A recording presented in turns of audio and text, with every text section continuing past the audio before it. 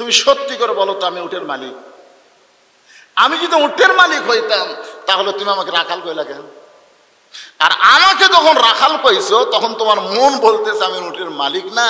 আর মালিক বাদ্দা রাখালের কাছে কেউ যদি আল্লাহর হস্তেও চায় রাখাল দিবার পারবে না। ওমর ফারুক বলে রাখাল তাহলে তুমি কি জানতে চাও? রাখাল বলতেছে আমার জানার বিষয় হলো তোমার পরিচয় কি। ওমর ফারুক চিন্তায় পড়ে গেলেন, আমি অর্ধ পৃথিবীর খলিফা, এই পরিচয় রাখালকে কেমনে দিব? পরিচয় যদি দেই তাহলে গুমুর ফাঁস হয়ে যাবে। ওমর ফারুক এই চিন্তা যখন করতেছে সব সমস্যার সমাধান দিতে পারে কি? আল্লাহর কোরআন বলে ওমর রাখাল যখন তোমার পরিচয় চাইছে তুমি আসল পরিচয় দাও। তোমার আসল পরিচয় হলো তুমি বক্তা না, আসল পরিচয় তুমি এমপি না, আসল পরিচয় তুমি প্রধানমন্ত্রী না, আসল পরিচয় তুমি খলিফা না, আসল পরিচয় হলো মিল্লাতা আবিকুম ইব্রাহিম ওয়া সাম্মাকুমুল মুসলিমিন। আমরা যারা এখানে বসে আছি আমাদের আসল পরিচয় কি? আরো জোরে কর না কেন? আচ্ছা আমরা যে মুসলমান এই ব্যাপারে সন্দেহ আছে? তাহলে জবান করে গভীর রাতে তাহাজ্জুদের সময় বলেন আমাদের আসল পরিচয় কি? আরো জোরে জোরসে বলেন। ওমর ফারুক বলে রাখাল আমার পরিচয় যখন জানতে চাও আমি হলাম একজন মুসলমান। রাখাল মুচকি মুচকি হাসে। ওমর ফারুক বলে হাসার কারণ কি? রাখাল বলতেছে আসল না নকল? আচ্ছা মুসলমান তো মুসলমানই ঠিক না, তাহলে আসল নকল মানে কি? মনে করেন যারা মাগরিব এশার নামাজ পড়েননি এখানে বসে আছেন, না আপনাদের মধ্যে মনে হয় কেউ নাই? যদি কেউ থাকে মাগরিবও পড়েনি এশাও পড়েনি, ওই মাশাআল্লাহ ফজরও পড়বি না। আচ্ছা যে ব্যক্তি নামাজ না পড়ে মুসলমান দাবি করে ওই কি আসলে মুসলমান? আল্লাহ রাসূল বলেছেন বাইনাল আবদি ওয়াল কুফরি তরকুস সালাত। বান্দা আর কাফেরের মধ্যে পৃথক করার জিনিসটার নামই হলো নামাজ। যে ব্যক্তি নামাজ পড়ে সে আল্লাহর বান্দা, যে নামাজ পড়ে না সে হলো কাফের। মন খারাপ করলেন আপনারা? না চাইলে যান কি পড়ছেন তো নামাজ ইনশাল্লাহ? হ্যাঁ তাহলে সেই জন্য তো আপনি বলতেছেন চাইলে যান, কিন্তু তারা পড়েনি এরা কথা বলতেছে না। একটা স্লোগান হয়ে যাক গভীর রাত্রে, এই পুচকাই পুলিশ কি মাদ্রাসার ছাত্র তো মনে হয়, মাদ্রাসার ছাত্রগুলো অস্থির বেশি হয়, অস্থির। আমার মাদ্রাসা আছে তো, এরা দেখবেন যখন কোরআন শরীফ পড়বার বসে 1 ঘন্টার মধ্যে 2 বার পেশাব করে, মানে পড়া চুরি করার জন্য। আসে বেড়ে গদাই বেড়ে আবার। আমার এক মামা বলতেছিল যে সোল বল যদি রষ্ট করবার চাও তাহলে হাফিজে মাদ্রাসা দাও। আমার মামা আসলে নাস্তিক, বুঝলেন? নাস্তিক দেখে এই কথা কথা, সোল বল যদি ভালো করবার চাও তাহলে হাফিজে মাদ্রাসা দাও। জোরে কর কথা ঠিক না? কিন্তু এই শালা নাস্তিক কি কথা, নষ্ট করবার চাও হাফিজে মাদ্রাসা দাও। আমার মামা একদিন আমাকে যুক্তি দিচ্ছে, মামা কিভাবে সোল বল হাফিজে মাদ্রাসা নষ্ট হলো? ওই একদিন ওরা কোরআন শরীফ পড়তেছে তো তোরকে পড়ার দিকে মন নষ্ট করার জন্য একটা শয়তান ঘোড়া হয়ে ওটি ঘুরতেছে। কি হয়ে? ঘোড়া হয়ে ঘুরতেছে। তখন এক সোল দেখে বলছে কে রে আমাকে মাদ্রাসার বারান্দা ঘোড়া করে, তুই বাহিরে আইসা ওই আপনার ঘোড়ার ওপর লাফ দিয়ে উঠছে। ওটার পর আর একজন কয় তুই উঠছে আমি উঠবো। সব পড়া বাদ দিয়ে এসে 5 জন পর্যন্ত উঠছে, কিন্তু ঘোড়ার আর জায়গা নেই। তখন হাফিজে মাদ্রাসার ছাত্র কয় জায়গা নাই, আমি জায়গা বাইর করতেছি। পাশে দেখে একটা গোঁজা আছে, গোঁজা বুঝছেন, গোঁজা ঘোড়ার পাশে ঢুকে দিছে, ঢুকে দিয়ে ঝুল্লু মারছে। তখন শয়তান কয় ওরে বাবা রে, এরা যা শয়তান রে, আমি শয়তানের এই জায়গা থাকা যাবে না। এটা হলো আমার মামার যুক্তি, মানে বাচ্চা কাচ্চাকে যেন হাফিজে মাদ্রাসা না দেয়। আসলে কিছু কিছু হাফিজে মাদ্রাসার বাচ্চারা কিন্তু অস্থির হয়, হয় কি হয় না? হুজুর যারা তারা বুঝতেছে। কে বাবা তুই মাঝখানে বসে তো কোটা লেগে কি জন্যে?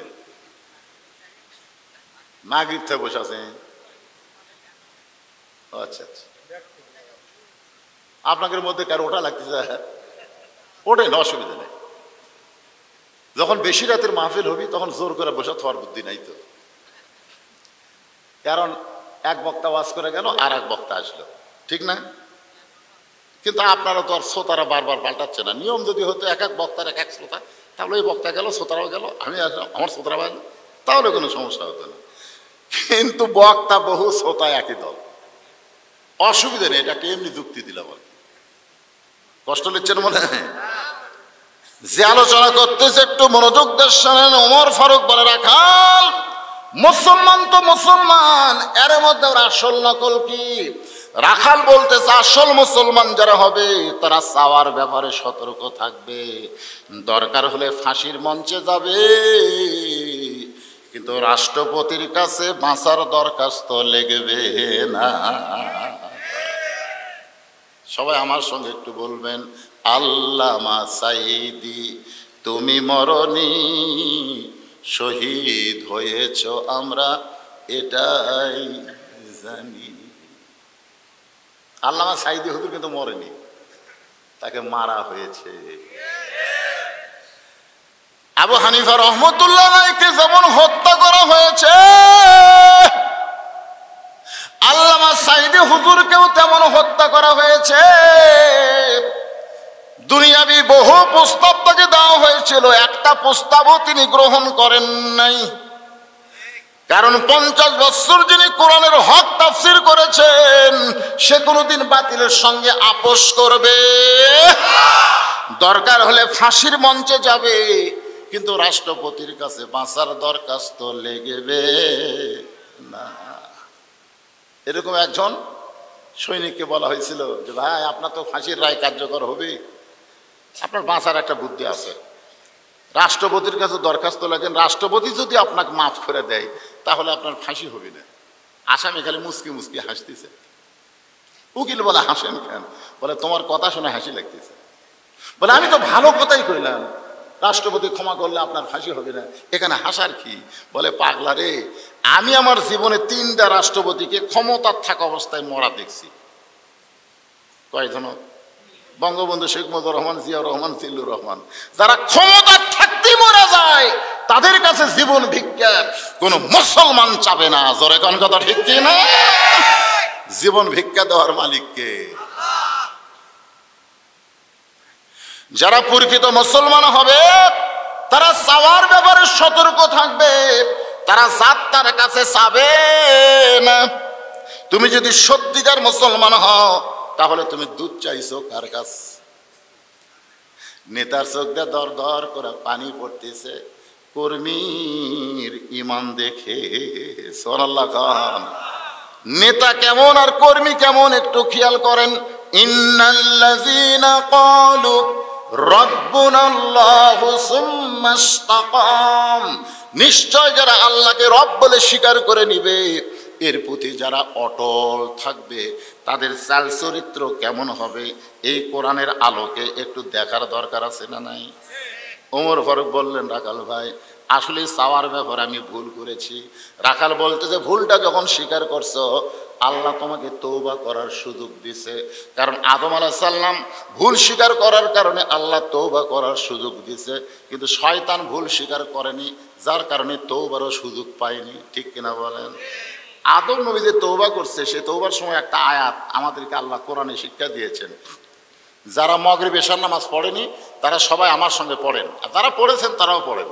রব্বানা পড়েন, রব্বানা যালামনা আনফুসানা ওয়া ইল্লাম তাগফির লানা ওয়া তারহামনা লানাকুনান্না মিনাল খাসিরিন।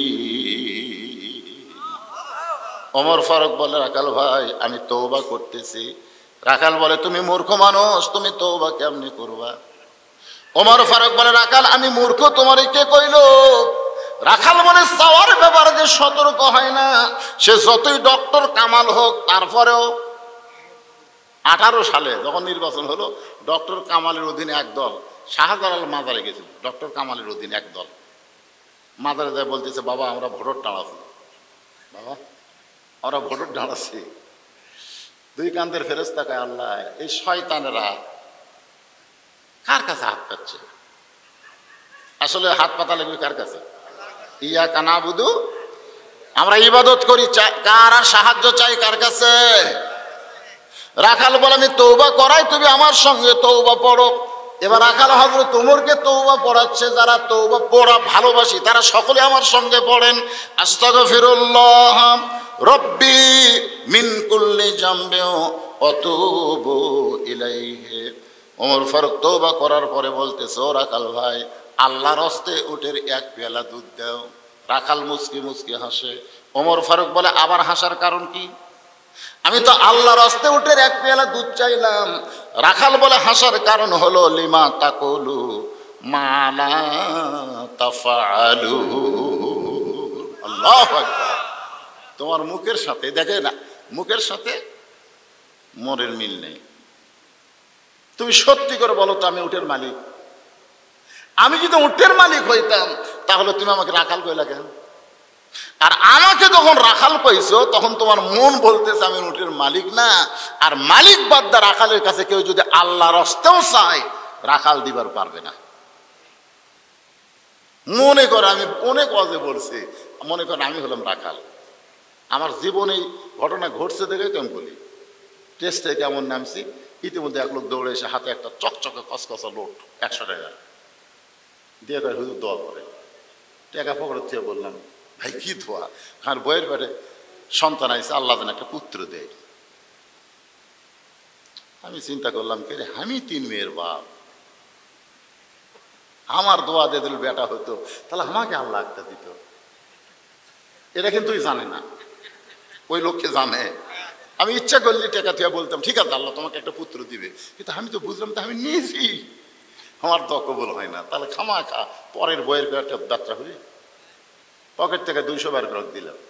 ওই কাজ, হুজুর আমি দিলাম 100, আপনি দিলেন 200। আমি 3 মেয়ের বাপরে, আমার দোয়া যদি কবুল হতো তাহলে আমাকে আল্লাহ একটা পুত্র দিত। তখন বলে, হুজুর আপনার টাকা আপনি নেন, আমার আমাকে দেন। যেই টাকা দিয়েছে মারতেছে দৌড়, খপ করে হাত ধরে বললাম, কোথায় যাবি? বলে ওই হুজুরের কাছে যাবো, তার বেটা সওয়াল আছে। আমি বললাম, পাগলা, কোনো হুজুরের কাছে না, কোনো বাবার কাছে না, কোনো মাজারের কাছে না, পাবার যদি চাও আল্লাহর কাছে চাও। চাইতে হবে কার কাছে? কোনো মাজারে, কোনো বাবার কাছে? বাবার কাছে চাইলে পাওয়া যাবে না। অনেক লোক দেখবেন মাজারে যায়, আমার দয়াল বাবার দরবারেতে কেউ ফিরে না খালি হাতে। যেখানে মাজার কেন্দ্রিক কোনো কিছু গড়ে উঠছে ওখানে সেরে গেছে না নাই? মারাত্মক সেরে গেছে। এ কয়দিন আগে 800 হলো। ওরে বাবা রে, আমাকে আপনাকে এই রাস্তা দিয়ে বহু গেছে, শোনেন নেই? এই বাসের উপরে মাইক দেখালি, আমার দয়াল বাবার দরবারেতে কেউ ফিরে না খালি হাতে, গান বাজতেছে, ওরা ভিতর থাকে 2 কান্দের 2 ফেরেশতা বিরক্ত হয়ে গেছে। আল্লাহ ও করে, আমরা লেখবো কি? আল্লাহ কয়, কি লিখবো আমি তো বুঝবার পারতেছি না। কয় কি এই শালারা, কয় কি রে? এরকম আছে না নাই? যখন আছে না নাই? রাখাল বলে, পথিক, সত্যি যদি উটের এক পেলা দুধ চাও তাহলে এখান থেকে মালিকের বাড়ি যাও। মালিকের বাড়ি হলো 10 মাইল দূরে। ওই মালিকের বাড়ির দরজাত গিয়ে বলো, মালিক তোমার রাখাল উট আর দুম্বা চড়াই, তুমি মালিক যদি হুকুম দাও তাহলে রাখাল আল্লাহর হস্তে উটের এক পেলা দুধ দিবে। ওমর ফারুক টেকনিক করে কোরআনের কর্মীকে যাচাই করার জন্য, ধরে কোন সুবহানাল্লাহ, এর নাম হলো হিকমত। টেকনিক করে বলতে যে, ভাইজান অত দূর মালিকের বাড়ি যাওয়ার দরকার আমার নাই, বরং তোমাকে 2টা টাকা দিলাম, এই 2টা টাকার বিনিময়ে তুমি ওটের এক পেয়ালা দুধ দাও। তোমার মালিকও জানতে পারবে না, উমরের গুপ্ত বাহিনীও জানতে পারবে না। রাখাল বলে, পথিক রে, তুমি কি হযরত উমরকে চিনো? জোরে কোন সুবহানাল্লাহ। রাখাল হযরত উমরকে লক্ষ্য করে বলতেছে, তুমি কি হযরত উমরকে চিনো, যে উমরের গুপ্ত বাহিনী কোনো ঘুষ খায় না? সুবহানাল্লাহ খান। আমাদের বাংলাদেশের গুপ্ত বাহিনী আছে না নাই? ঘুষ খায়। রাতের বেলা যখন গাড়ি চালায় তখন দেখা যায় হায় হায় পুলিশের পোশাক পরে গেলে সমানে ট্রাক থামায়। আমি এক ট্রাক চালক বললাম, কে ভাই এত ট্রাক থামায় কি জন্য? হুজুর এই শালারা বড় ডাকাত হুজুর, পুলিশের পোশাক পরে কি কাম করতেছে না? আপনাকে এই রাস্তার মধ্যেও আছে, তাই বলে সব পুলিশ খারাপ না, ভালো পুলিশও আছে। ধরে কোন আছে না নাই? রাখাল বলে পথিক তুমি কি হযরত উমরকে চিনো?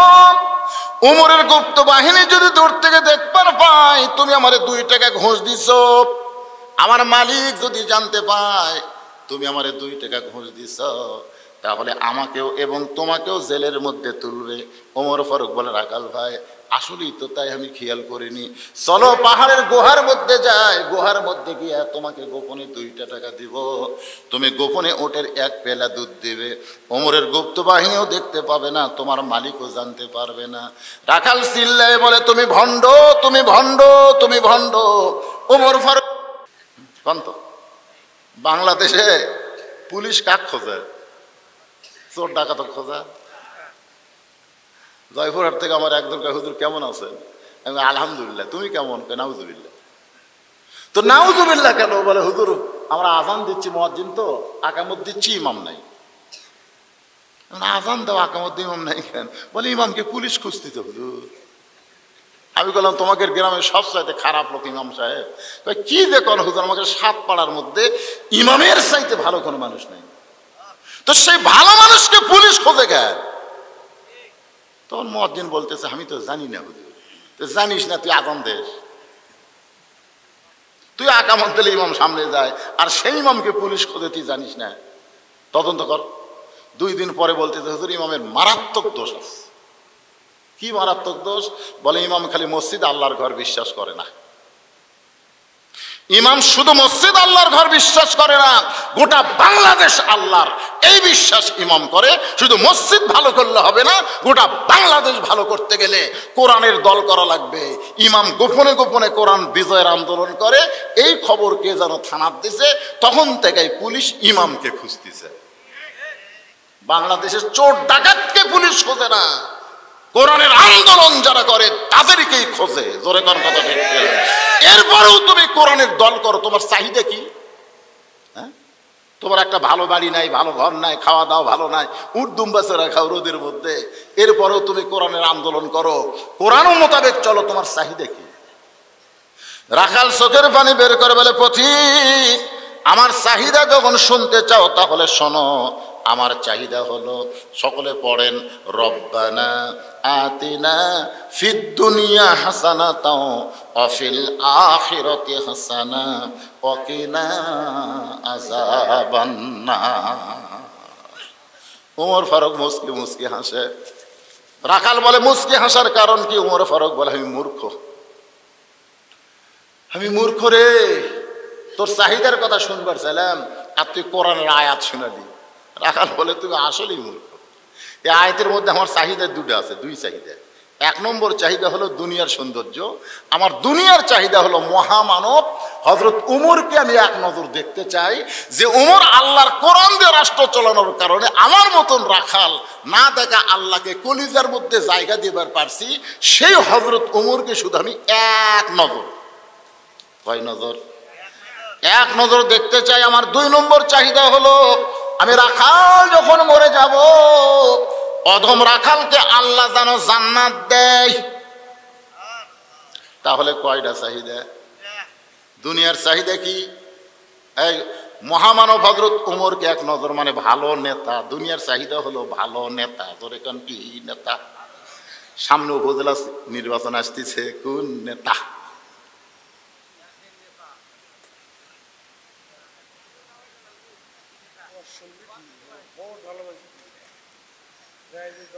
দেখেন এখানে রাখাল কি বলতেছে, আমার 1 নম্বর চাহিদা হলো হযরত ওমরকে আমি 1 নজর দেখতে চাই, যে ওমর আল্লাহর কোরআন দিয়ে রাষ্ট্র চালানোর কারণে আমার মতন রাখাল না দেখা আল্লাহকে কলিজার মধ্যে জায়গা দিবার পারছি, সেই হযরত ওমরকে শুধু 1 নজর দেখতে চাই। আমার 2 নম্বর চাহিদা হলো আমি যখন মরে যাব, মরার পরে আল্লাহ যেন অধম রাখালকে জান্নাত দেয়। সঙ্গে সঙ্গে উমর ফারুক আমার হাতের দিকে তাকান, এরকম খপ করে হাত ধরে 3 বার চুমা খাওয়া। রাখাল কয় পাগল নাকি? আমার ঘামা হাতে 3 বার চুমা দিলে, তার কারণ ওমর ফারুক বলে, রাখাল ভাই তোমার 2 নম্বর চাহিদা আল্লাহ পুরা করছে। ইন্নাল্লাযীনা ক্বালু, পড়েন, ইন্নাল্লাযীনা ক্বালু রাব্বুনাল্লাহু সুম্মা ইসতাকামু তাতানাজ্জালু আলাইহিমুল মালায়েকা আল্লা তাখাফু ওয়া লা তাহজানু ওয়া আবশিরু বিল জান্নাতিল্লাতী কুনতুম তুআদুন। তোমার 2 নম্বর চাহিদা আল্লাহ পুরা করছে। তুমি আল্লাহকে রব বলে স্বীকার করে কোরআনের আইন অনুযায়ী এর প্রতি তুমি অটল অবিচল আছো। এই কারণে আল্লাহ তাআলা তোমাকে জান্নাতের 8টা দরজা খুলে দিবে। মরার পরে আল্লাহ যে তোমাকে জান্নাত দিয়ে বরণ করবে এই ব্যাপারে কোনো সন্দেহ। রাখাল মুচকি মুচকি হাসে। ওমর ফারুক বলে, হাসো কেন? বলে, হাসার কারণ হলো মরার পরে জান্নাত। এই কথা ভালোই বলে, কিন্তু হযরত ওমরকে আমি দেখতে পাবো এই নগদ কথা বলতে তোমার কোন জায়গাত বাঁচে। একটা হলো নগদ, একটা হলো বাকি। আপনারা টাকা দিলেন 10, বেহেশত ফসা ফস, এটা কি নগদ না বাকি? টাকা দিল 20, বেহেশত দিয়ে দিস। আমাদের মতন বক্তারা খালি বেহেশত বেচার কন্ট্রাক্ট লিখে, তোর কোন কথা ঠিক না, 100, 150, ঘুষেরও 1000 টাকা দিছে। আল্লাহ কয়, শয়তান ওই ঘুষের টাকা দিতে রে।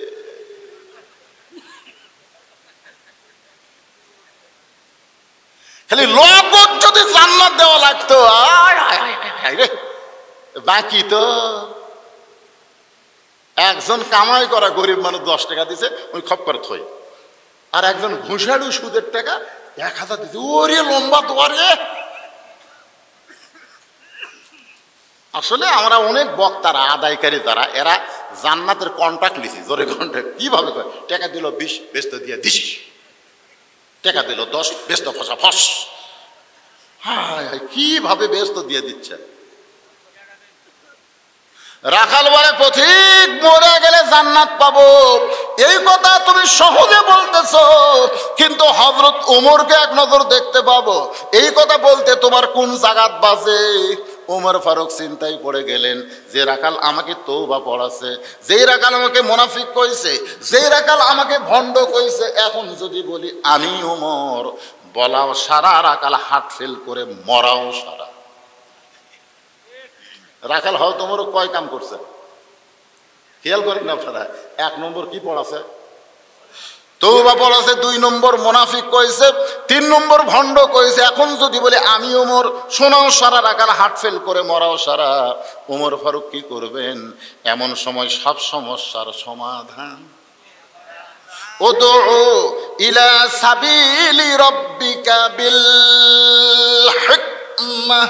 ওমর, ডাইরেক্ট তুমি ওমর যদি বলবার না পারো, তাহলে হেকমতের সাথে বলো। হেকমত। আমি কালিহাতি ওয়াজ করতে বলছে, এই মেয়েরা জোরে কথা বলবা না, মানে মেয়েরা এত কাছে বলছে, তাহলে হইচই করতেছে। তারপরে আক্রমণ, এই মেয়েরা জোরে কথা বলবা না, জোরে কথা বললে তোমাদের কথা পরপুরুষ শুনলে পর্দার খেলাফ হয়। আমি কি ভুল বলছি? ইতিমধ্যে আমার কাছে ছিলি পাচ্ছে, হুজুর মেয়েরা জোরে কথা বললে যদি পর পুরুষের পর্দার খেলাফ হয়, তাহলে প্রধানমন্ত্রী যখন জাতির উদ্দেশ্যে ভাষণ দেয়, এটা শোনা কি? আমি যখন ওই ফতুয়া যদি প্রধানমন্ত্রীর জন্য লাগাই, মনে করেন একই ফতুয়া প্রধানমন্ত্রীর জন্যই বললাম, তাহলে আমাকে যৌবনে ব্রিজ পার হওয়া দিবে। আমি চিন্তা করলাম, এই জায়গাতে আমাকে ডাইরেক্ট ফতুয়া দেওয়া যাবে না, হেকমত মারা লাগবে। জোরে কোন কথা ঠিক কিনা? আমি কিন্তু হেকমতে মার দিছি, ওই জায়গাতে হেকমতে মার দিছি, আল্লাহ কাছে। ওমর ফারুক চিন্তায় পড়ে গেলেন। এমন সময় এই আয়াত বলতেছে, ওমর ডাইরেক্ট যদি বলবার না পারো, তাহলে হেকমতে মার দাও। ওমর ফারুক বললেন, রাখাল সত্যি যদি হযরত ওমরকে দেখবার চাও, যদি দেখবার চাও, তাহলে ফজরের নামাজ সামনে কাতারে আদায় করো। ফজর যদি সামনে কাতারে আদায় করো, মেহরাবের দিকে লক্ষ্য করে দেখবা, যেই মানুষটা ইমামতি করতেছে ওই মানুষটি হলেন হযরত ওমর। এখানে ভালো নেতার একটা গুণের কথা পাওয়া গেল। ভালো নেতার একটা গুণ হলো সে শুধু নামাজ পড়বে না, নামাজ পড়ানোর যোগ্যতা রাখবে। সুবহানাল্লাহ। সামনে নির্বাচনে যারা ভোট নিবার আসবে এদের মধ্যে আপনি খেয়াল করে দেখবেন তো কোন নেতা নামাজ পড়ে না, নামাজ পড়ানোর মতন যোগ্যতা রাখে। আর কথা কয় না, আর কথা কয় না। একটা ভালো মানুষ হাসরের ময়দানে জান্নাতে যাচ্ছে পারে, ইতিমধ্যে সিমেন্টের বস্তা, রডের রড, তারপরে ওই যে আপনি ইট ওর পাশে পাশে আসতেছে। আল্লাহ কয় কে রে এগুলো কি? আমি জীবনে মেম্বার ছিল, আমার কান্দত কে সিমেন্টের বস্তা। তুই যাক ভোট দিস ওই শালা মেরা খাতা, তুই যাক চেয়ারম্যান বানাস, মেম্বার বানাস, ওই মারা খাতে রে, ওই মারা খাওয়ার একটা অংশ তোর আমল নামার মধ্যে ঢুকছে। আপনি মনে করতেছেন যাকে ইচ্ছা তাকে দিবেন, আমার ভোট আমি দিব, যাকে খুশি তাকে দিব না। আমার ভোট আমি দিব দেখে শুনে ভালো মানুষকে দিব। কোন মার্কাকে আমরা ভোট দেব না, আমরা ভোট দেব মানুষকে। জোরে কর কথা, ঠিক কথা কান। কিসের মার্কা? মার্কা আছে কোন সে মার্কা? না না, ভালো মানুষ। আমি যে বলবো মার্কা আছে, সবাই বলেন আছে। মার্কা আছে কোন সে মার্কা? আরো জোরে, জোরসে বলুন।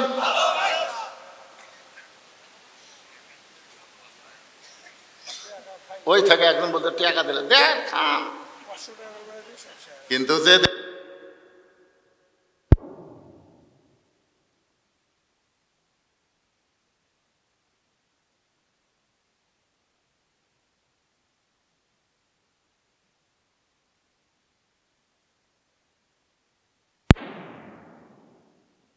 কবরে আসুক, পরকাটা আপনারাই খান। যদি ফুলগুলো হয় অভিমানে ঝরে যায়, আমি মালা গেথে বলো কারে পরাবো।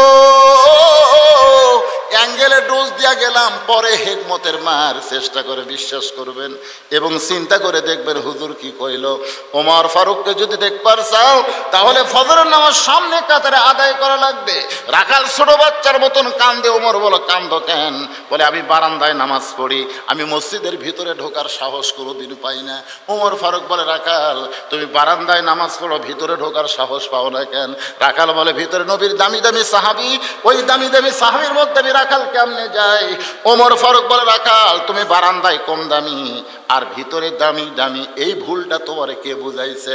আল্লাহর কোরআনের আইন হলো ইন্না আকরামাকুম ইনদাল্লাহি আতকাকুম। ওই ব্যক্তি সবচাইতে দামি হয় যার কলিজার ভিতরে আল্লাহর বেশি ভয়। আপনারা বলেন তো, বক্তা চেয়ারে বসে ওয়াজ করতেছে, এই বক্তাই দামি, আর আপনি খেড়ে বসে ওয়াজ শুনতেছেন, আপনি কম দামি। এইটা কখনো মনে করা যাবে না। উপরের জিনিস দামি হয়, নিচের জিনিস কম দামি। মুদির দোকানে গিয়ে দেখবেন নিচে থাকে 1 কেজি আর উপরে থাকে 20 গ্রাম। জোরে কোন কথা ঠিক কিনা? এখানে তাকওয়ার ভিত্তিতে মানুষ দামি হবে। অনেক বক্তাকে আল্লাহ জাহান্নামে পাঠাবে, অনেক শ্রোতাকে আল্লাহ জান্নাত দিয়ে দিবে। শ্রোতারা জান্নাতে যাওয়ার সময় বক্তার দিকে তাকায় বলবে আল্লাহ এই বক্তা সারা রাত ধরে আমাকে ওয়াজ শোনাচ্ছে, আল্লাহ সেই বক্তাকে তুমি জাহান্নামে দিচ্ছ আর আমাদেরকে কেন জান্নাত দিচ্ছ? আল্লাহ বলে বক্তা ওয়াজ করেছে কিন্তু আমল করে নাই, আর তোমরা বক্তার ওয়াজ শুনে আমল করেছো। আমার জান্নাত হলো আমলের বিনিময়, ওয়াজের বিনিময় না। যে আমল ভালো করবে জান্নাত আল্লাহ তাকে দিবে। ফাদখুলি ফি ইবাদি ওয়াদখুলি জান্নাতি। তুমি বারান্দাত নামাজ পড়ো, তুমি কম দামি, আর ভিতরে দামি দামি কথা তোমারে কে বুঝাইল? যদি সত্যি হযরত ওমরকে দেখবার চাও তাহলে ফজরের নামাজ সামনে কাতার আদায় করা লাগবে। রাখাল বলতেছে প্রতীক ভাই তাহলে আজকে শান নামাজ পড়ে আর আমি বাড়িতে যাব না। বাংলাদেশে আওয়ামী লীগের যত বড়ই মিছিল হোক আপনারা কোনোদিন আল্লাহু আকবার শুনছেন? কিন্তু এই মাহফিলে দেখছেন এই মাহফিলের মধ্যে যখনই বসবেন তখন আর আওয়ামী লীগ বিএনপি জাতীয় পার্টি নাই, সব একদল মুসলমান। সুবহানাল্লাহ। এখন আসেন, ইন্নাল্লাযীনা ক্বালু রাব্বুনাল্লাহু সুম্মা ইসতাকাম, নিশ্চয় আল্লাহকে রব স্বীকার করে এর প্রতি যারা অটল থাকবে, এই অটল থাকতে গেলে বর্তমান সমাজের দ্বারা হবে না, বর্তমান রাষ্ট্রের দ্বারা হবে না, নতুন একটা সমাজ তৈরি করা লাগবে, নতুন একটা রাষ্ট্র তৈরি করা লাগবে। যে রাষ্ট্র মানুষের আইন দিয়ে চলবে না, যে রাষ্ট্র চলবে আমার আল্লাহর কোরআন দিয়া। আল্লাহর কোরআন দিয়ে যদি বাংলাদেশ চলে, তাহলে আমাদের বাংলাদেশের চিত্র কেমন হবে, চরিত্র এবং চিত্র কেমন হবে আমরা কোনোদিন দেখতে পাবো কিনা? পাবো? 50 বছর কোরআনের হক তাফসীর করে আল্লামা সাইদি হুজুরি দেখতে পারল না। জোরে কোন কথা ঠিক কিনা? ওনার মতন এত সুন্দর ওয়াজ, এত সুন্দর তাফসীর কিয়ামত পর্যন্ত বাংলার জমিনে হবে কিনা সন্দেহ আছে। জোরে কোন কথা ঠিক কিনা? অথচ উনি দেখতে পেলেন, আর আমাদের মতন ফেস্টারা। কিন্তু রাসূল বলেছেন, মান সাআলাল্লাহু তাআলা, আল্লাহ রাসূল বুখারী শরীফের হাদিস, মান সাআলাল্লাহু তাআলা আশ-শাহাদাতা বিসিদকিন বাল্লাগাহু আল্লাহু মানাজিলাশ শুহাদাই ওয়া ইম্মা তাআলা ফিরাশিহি। হাদিসের বাংলা অর্থ হলো, আল্লাহর কোরআনের বিজয়ের আন্দোলন করবে, আল্লাহ রাস্তায় শাহাদাতের তামান্না নিয়া, দরকার হলে শহীদ হব, কিন্তু আল্লাহর কোরআনের বিজয় করে দেব, বিজয় করেই ছাড়বো, এই নিয়তে যারা কাজ করবে। ওই মাতা আলা ফিরাশিহি, যদিও সে নিজের বিছনায় মৃত্যুবরণ করে, বাল্লাগাহুল্লাহু মানাজিলাশ শুহাদা, হাসরের ময়দানে আল্লাহ তাআলা শহীদদের কাতারে দাঁড় করায়া দিবে। তাহলে আমরা হয়তো বাংলাদেশে কোরআনের বিজয় দেখতে পেলাম না, কিন্তু কোরআন বিজয়ের আন্দোলন করে যদি মারা যায়, তাহলে আল্লাহ আমাদেরকে শহীদদের কাতারে দাঁড় করায় দিবে। সেই হিসাবে কোরআন বিজয়ের আন্দোলন আমাদের করার দরকার আছে না? আজকে কোরআনের আন্দোলন না থাকার কারণে শিক্ষানীতির মধ্যে নাস্তিকদের নীতি ঢুকে গেছে। জোরে কোন কথা ঠিক কিনা? এমনকি আলিয়া মাদ্রাসার মধ্যেও এই শয়তানেরা আজে বাজে শিক্ষা ঢুকাই দিচ্ছে। আলিয়ার হুজুরা কিছু বলতে পারতেছে না, যে বললে যদি চাকরি যায়, বললে যদি ব্রাকের একদম বলা মারতে চাকরি শেষ। এখন চিন্তা করতেছে, রিজেক্ট দেওয়ার মালিক কি আল্লাহ না চাকরি? এই যে ভাই আমার কি মনে করতেছে, চাকরি মনে করতেছে। অথচ আল্লাহ কোরআনে বলেছেন, ওমা মিন দাব্বাতিন ফিল আরদি ইল্লা আলাল্লাহি রিজকুহা, পৃথিবীতে এমন কোন বিচরণশীল প্রাণী নাই যার রিজিকের ব্যবস্থা আল্লাহ করেনি। জোরে কোন সুবহানাল্লাহ। আপনাদের মনে নাই? আমার মনে আছে, আলপনা দরবারে আসতাম, কোন হুজুর টিফলে আসলেই রওশন আলম হায়দারি হুজুরের কাছে যেত, যা বলতে, হুজুর আমাকে দাওয়াত দেওয়া লাগবে। হুজুর তো খুব রাগী লোক আছে,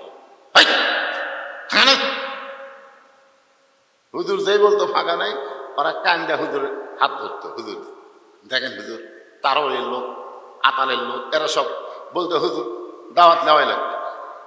তো যখন হুজুর দাওয়াত নিত না, তখন আমি যে হাত ধরতাম, যে ভাই রে, এ ভাই আমার দাওয়াত দাও, আমি ওয়াজ করে পারি। তখন ওরা আমার হাতের মধ্যে যে একটা ঝ্যাংটা মারতো, বুঝলেন? আমরা দেবো হায়দার হুজুর দেওয়ার, তুমি হাত ধরো। আমি ঘরের মধ্যে দেখ কান্দি, আল্লাহ কি বিপদ রে, ওয়াজ তো হককে দাওয়াত দেয়।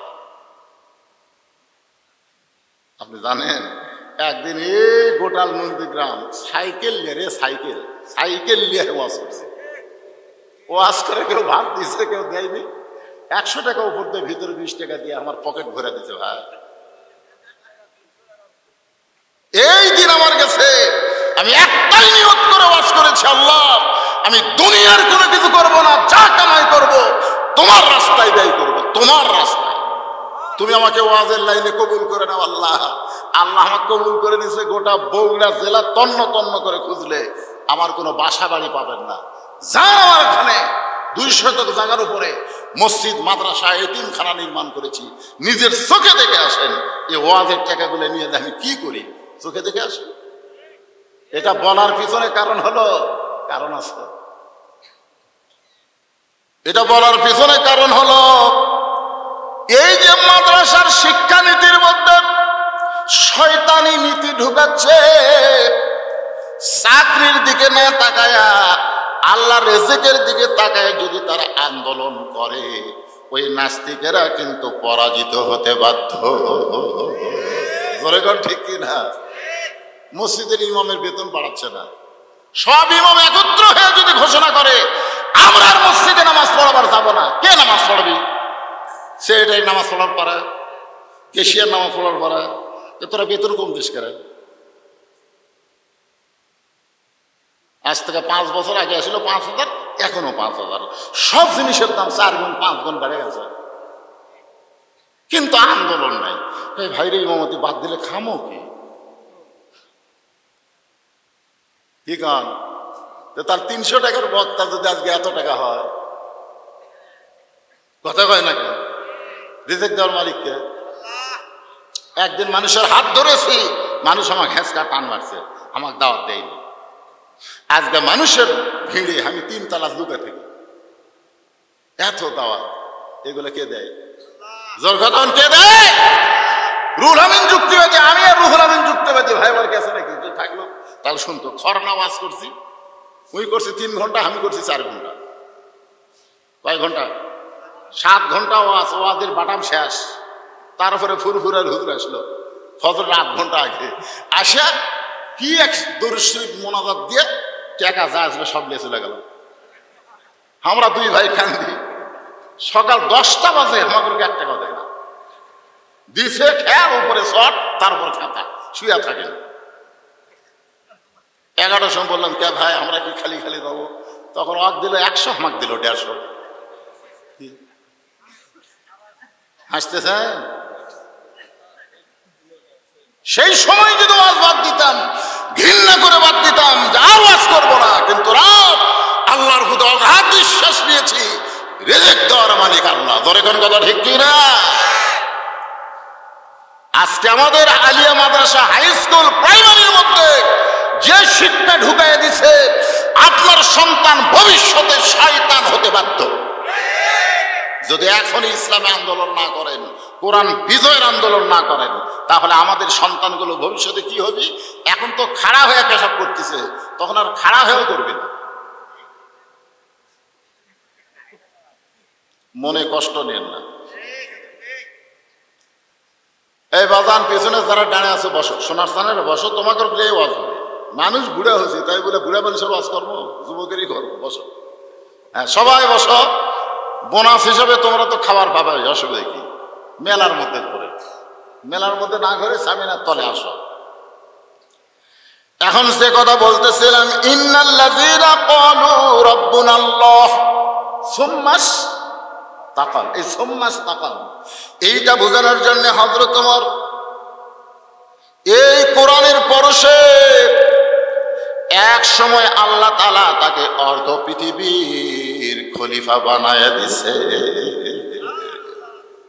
অর্ধ পৃথিবীর রাষ্ট্রনায়ক হযরত ওমর। এখনকার এমপি মন্ত্রীর কাছেই তো যাওয়া যায় না, জোরে কোন ঠিক কিনা?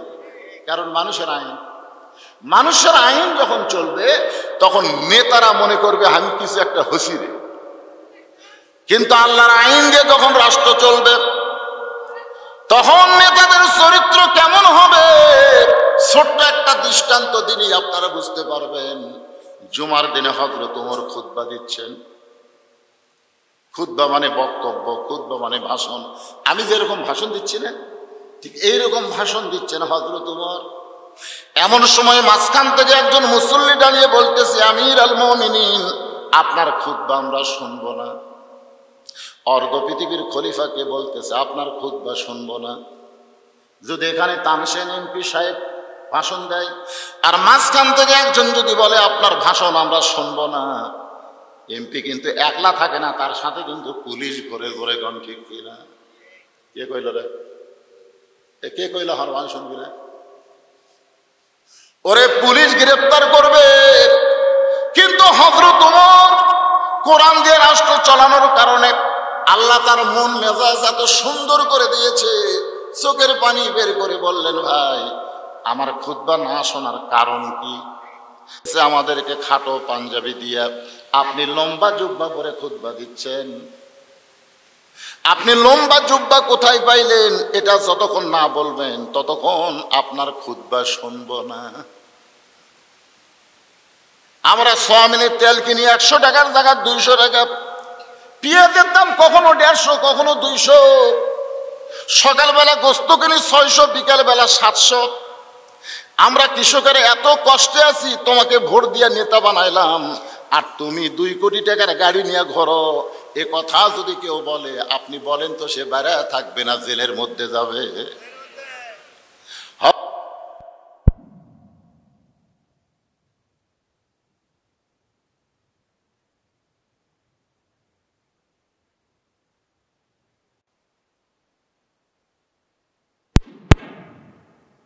আব্দুল্লাহ 6 লক্ষ হাদিসের হাফেজ, 30 পারা কোরআনের হাফেজ, একজন নেতার ছেলে হাফেজ, একজন নেতার ছেলে শুধু কোরআনের হাফেজ না হাদিসের হাফেজ।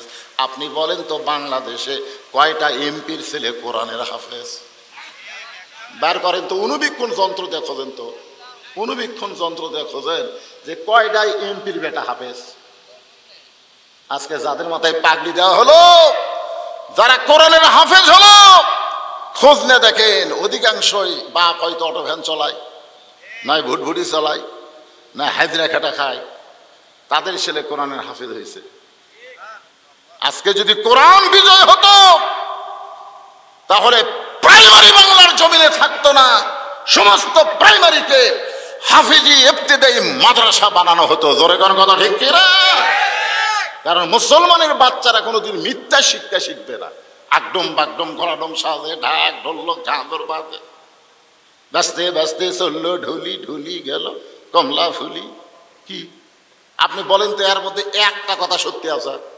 তাহলে আপনার মাসুম বাচ্চা, আপনার একটা মাসুম বাচ্চা যার কান্দতে এখনো আল্লাহ ফেরেশতা দেয়নি, যাদের কান্দে এখনো আল্লাহ ফেরেশতা দেয়নি, সেই বাচ্চাকে আপনি মিথ্যা বিদ্যালয়ে ভর্তি করে দিলেন। এটা করোনার সময় ধরা পড়ছিল, বুঝলেন? করোনার সময় সব প্রাইমারি বন্ধ, হাফেজি মাদ্রাসা সব খোলা। তা আমার এলাকার সমস্ত প্রাইমারির বাচ্চারা ওর বাপের সাথে করে নিয়ে এসেছে আমার মাদ্রাসায়। তা আমি বললাম কি খবর? খালি বাড়ি